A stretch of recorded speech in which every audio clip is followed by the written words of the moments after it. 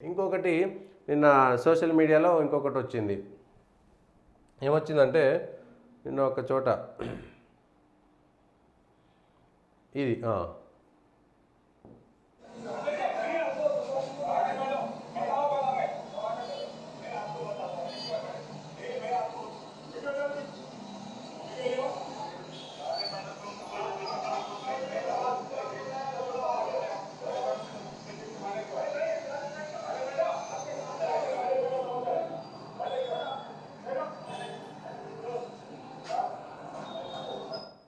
ఇది కార్వాన్ నుంచి బీజేపీ నుంచి ఎమ్మెల్యే పోటీ చేసినటువంటి అమర్ సింగ్ అనేటువంటి వ్యక్తి, ఆయనకు ఏదో హోటల్ ఉన్నది, అక్కడ 10:30 అయింది బంద్ చేయాలన్నారు.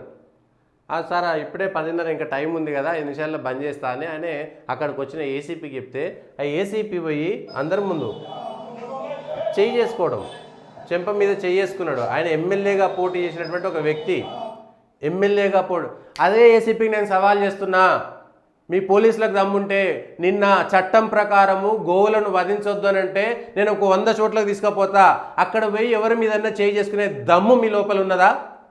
ఒక్కరి మీదన్నా చేయి చేసుకునే దమ్ము ఉన్నదా? ఇదే ఏసీపీ ఎక్కడైతే ఆయన బార్డర్స్ ఉంటాయో అక్కడే కొన్ని హోటల్స్ అర్ధరాత్రి 2 గంటలకు 3 గంటలకు ఓపెన్ చేసినాయి. నేను ఇదే ఏసీపీని తీసుకుపోతా, వాళ్ళ మీద చేయి చేసుకునేటువంటి దమ్ముందా? ఒకవేళ ఆయన 10:30కు హోటల్ బంద్ చేయలేదనుకో, పోయి మీరు హోటల్ బంద్ చేసుకొని సీల్ చేసుకోండి. ఆ మనిషిని కొట్టేటువంటి హక్కు మీకు ఇచ్చి ఆయన ఏమన్నా ఉగ్రవాద శిక్షణ ఇచ్చిండు అక్కడ? ఆయన ఏమైనా ఉగ్రవాదులకు భోజనం పెట్టిండు అక్కడ? ఆఫ్టర్ ఆల్ ఒక హోటల్ నడిపిండు, 10:30 దాటితే నిబంధనల ప్రకారము అక్కడ మీరు చేస్తే మీరు ఆయన హోటల్ సీజ్ చేయండి. కొట్టేటువంటి రైట్ మీకెవడిచ్చిండు? దమ్ముంటే నిజంగా మీకు పోలీసుల రక్తం పౌరుషం అదే ఏసీపీకి ఉంటే గనక నేను చూపిస్తా. అదే కార్వాన్ ఏరియాలో ఆ ఏసీపీకి ఆయన ఆ హోటల్ పక్కన ఉండేటువంటి రాత్రి 1 గంటకు 2 గంటలకు మందాగేటోళ్ళు, జ్వలాయిగా ఉండేటోళ్ళు, కత్తులు పట్టుకొని తిరిగేటోళ్ళను నేను చూపిస్తా. నిన్న గోవధ చేసేటప్పుడు అదే కార్వాన్లో నీ ఏసీపీ పరిధిలో ఎన్ని ఆవులను వధించారో, చట్టానికి వ్యతిరేకం ఆవులను వధించడము నేను చూపిస్తా. నీకు దమ్ముందా పోయి ఆపగలిగినవా? ఇది పోలీసుల తీరు కూడా ఒక వర్గం మీద ఇంకో రకంగా ఉంటుంది, ఇంకోరి మీద అంటే బలహీనల మీద మాత్రమే చేస్తారు. ఒక ఎమ్మెల్యే పోటీ చేసినటువంటి వ్యక్తి 2 సార్లు ఆయనకు హోటల్ ఉంటే పోయి ఆయన మీద చేయి చేసుకునేటువంటి ధైర్యమా? ఇదెక్కడి అన్యాయము? ఇదెక్కడి పద్ధతి? ఒకవేళ ఆయన తప్పు చేసిండా ఏంటిది? హోటల్ ఒకటి ఓపెన్ చేసిండు. కొన్ని 100 ఎగ్జాంపుల్ చెప్తాం. డీజీపీ గారు ఈ విషయాన్ని చూడండి, రోడ్డు మీద గంజాయి పోతుంటే పట్టించుకోవట్లేదు. ఒకసారి గంజాయిలు ఎందుకు దొరుకుతున్నాయి? ఎందుకు ఎన్కౌంటర్ చేస్తారు? గంజాయి దొరికిన వాళ్ళ దగ్గర, డ్రగ్స్ చేసిన వాళ్ళ దగ్గర ఎందుకు పక్కకు పోతున్నారు?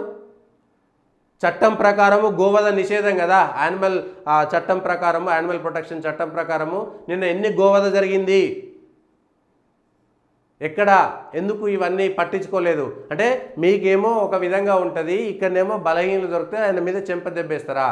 ఒక ఎమ్మెల్యేగా పోటీ చేసినటువంటి వ్యక్తి, ఒక ప్రధాన పార్టీ, కేంద్రంలో అధికారంలో ఉన్నటువంటి ఒక పార్టీ నాయకుడి మీద చాలా సింపుల్గా హోటల్ తెచ్చారనేటువంటి దాంతో చెంపదెబ్బ వేసేటువంటి ప్రయత్నం. సో పోలీసులు చేసేటువంటి అన్నీ ఇవే. అందుకే ఏసీబీ కేసులలో దొరికి ఏడబడితే ఆడపోయి ఇదే పని.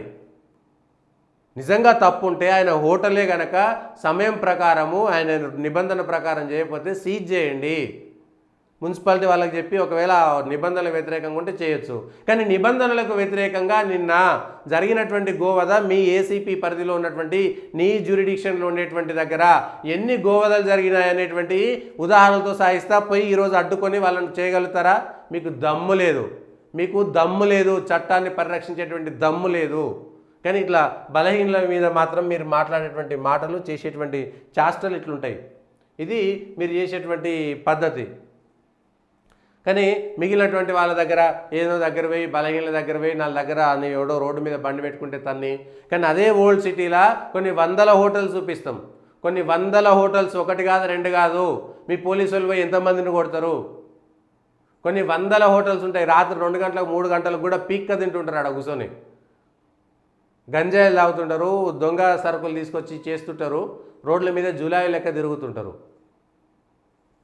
వాళ్ళ గురించి మాట్లాడేటువంటి దమ్ము ధైర్యం ఉండదు. కానీ ఒక బీజేపీ ఎమ్మెల్యే క్యాండిడేట్ మీద చేయి తీసుకున్నటువంటి పోలీసులు ఉంటారు.